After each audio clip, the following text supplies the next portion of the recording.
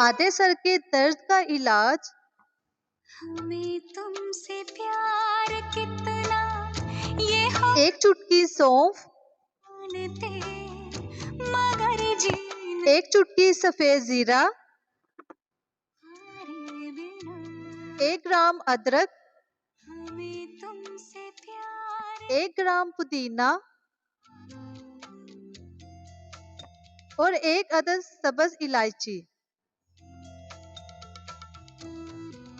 इन सब चीजों को 1.5 कप पानी में अच्छी तरह पकाकर कहवा बना लें और इसको पीने से बहुत फायदा होगा।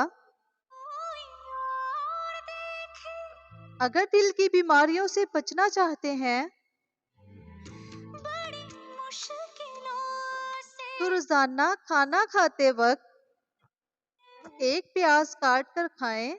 इससे दिल की धड़कन नॉर्मल हो जाती है। तुम्हें क्या पता